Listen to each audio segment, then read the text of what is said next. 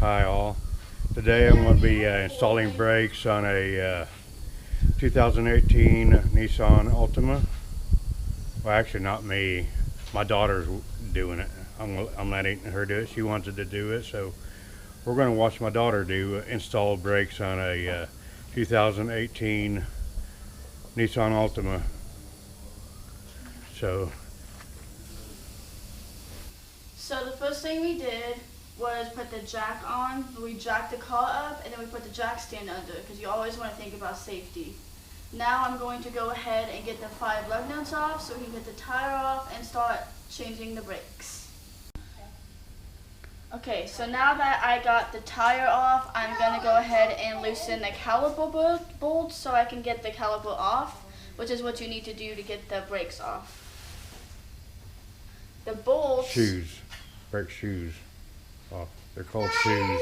They're pads, I meant. I was calling brakes. Okay, same thing. It's good enough. Okay. Do you want to go in the back? The 2 bolts, there should only be 2, is on the top and on the bottom. I'm using a 9/16 standard that fit the bolts on mine. And you're going to go ahead and I'm going to loosen them.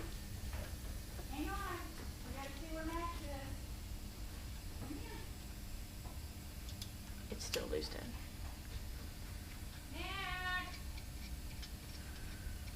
And when you get it loose enough, you can just take it out with your hands. It's nothing too complicated.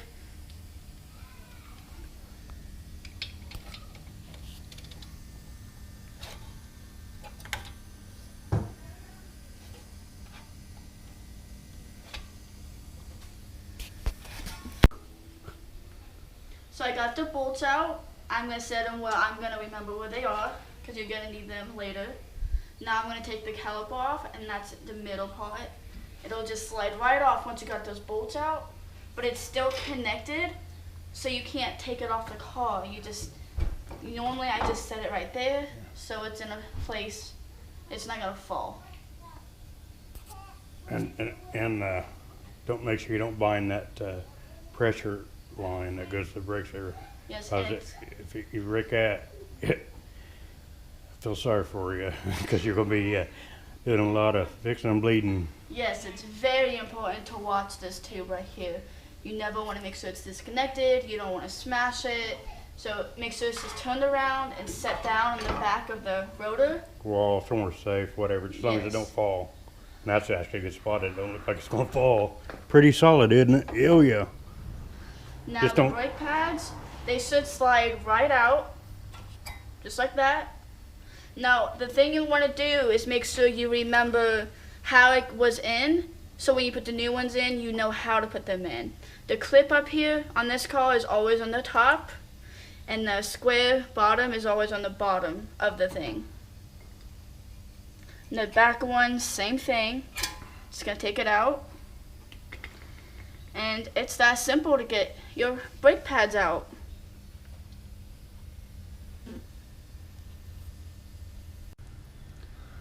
So now I got my pads to put on. The curve should always line up with the rotor. So the curve is on the outside. It should never look like this. Or the other way, further. So you can see also the padded side is always towards the rotor. Or it shouldn't look like that either because it ain't going to fit. I'm just helping you. So they can know. Yes. Some people don't. Some people's never change brakes, and they want to try their hand at it. Then they put them backwards, and they ain't gonna get it done. So. Oh, no, not at all. So I put the bottom part in first, and there was a little clip here. As you push the square in, you're gonna push that in, and it just goes right in. And then over here, you'll see a little square popping out, a little metal piece. The outside clip right here should go under that, and it slides right under. And then after that, you can just push the brake pad in.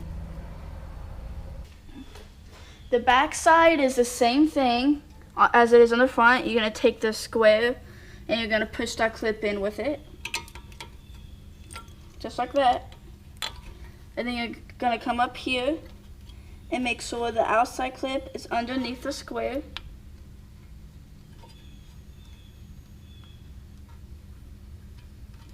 And I'm going to come back behind the pad so I can see what I'm doing. And then you're just going to push it in. Just like that. So now that I got the brake pads in, and for demonstration purposes, I went ahead and did the other side, and I'm just showing you this side. It's the exact same side, or the exact same way on the left side as it is the right side, which is the side I'm doing now. Now I'm taking my caliper, and before you can put it back on, you have to push this in so it will fit. I have A $49 tool, which I paid for it. I went and bought.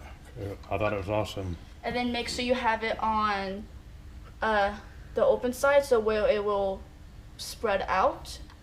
And then it's like a ratchet. You're just gonna go in and out until you can feel a little bit of pressure. And once you feel that pressure, you're gonna keep going until you can't go anymore. Alright, so now that I got this, what looks like a ring pushed in, the cylinder, I can go ahead and flip it around, and it should just slide right on. And then those back pieces here, you have to push those in. Same for the other side. Actually, the other side's on. So the other side is already on. So then I'm going to take my bolts that I set right beside me, and I'm going to put them in and just tighten. Sometimes you have to work with it because you got to make sure you get through this and this. And that can take a minute to do sometimes, but you will get it. And then you're going to do the same to the other one.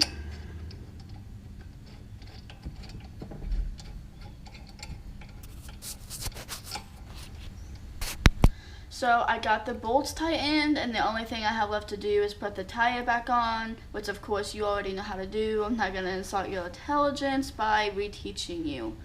I'm also not going to record the back brakes because it's the same process as this brakes. The only difference is the pads are a little bit smaller due to the back brakes only use 20% and the front is 80%. So you don't need as big of brake pads as the front. See the size difference? Well, I got on my hands the front brake pads. What she's got in her hand is back brake pads. There's 4 of them, 2 for each side. So it's the same deal as this front brake, just on a smaller level. Well, guys, I hope this has helped you, and I hope you guys are able to get your brakes now, and I hope you have a great day. Thanks for watching. Please like and subscribe, and hit that notification bell, and share. Down below.